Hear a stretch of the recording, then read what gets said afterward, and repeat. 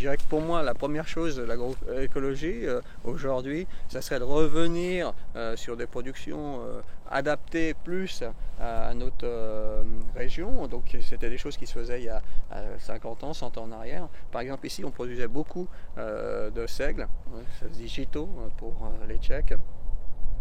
Il y avait, je pense, une filière qui consommait le seigle. Malheureusement, aujourd'hui, moi, je voudrais bien refaire du seigle.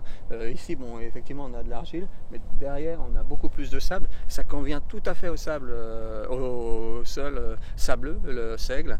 Et aujourd'hui, produire, c'est pas un souci, mais on n'a pas d'acheteurs devant nous.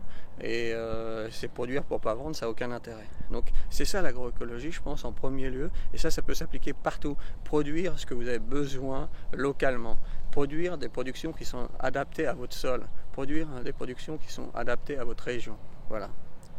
Première chose, parce que vous allez avoir un meilleur rendement et puis vous n'allez pas demander du transport, vous n'allez pas impacter l'environnement, l'écologie à cause du transport. Vous allez, si la culture est adaptée à votre région, vous aurez besoin de moins de pesticides, moins d'intrants. Après, c'est changer peut-être un peu nos comportements par rapport aux engrais, aux pesticides.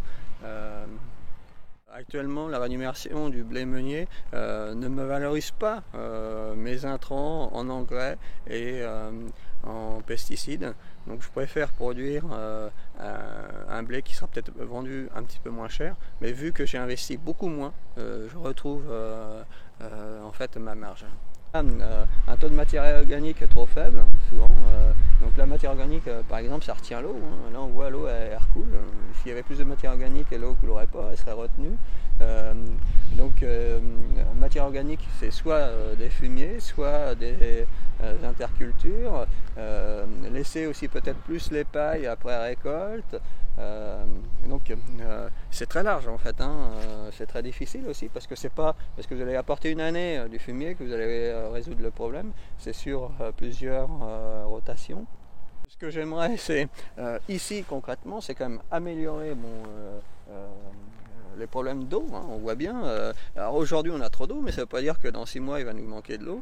Et donc améliorer l'eau, améliorer la structure, la fertilité, en fait c'est lié, c'est très lié. Ce qui est important, je pense, pour toutes les générations, c'est ne pas dégrader les sols. Parce que, bon, bien sûr, pour nous, il y a à manger, on arrive à produire, mais si on continue, est-ce que nos enfants, nos petits-enfants arriveront à nourrir la planète?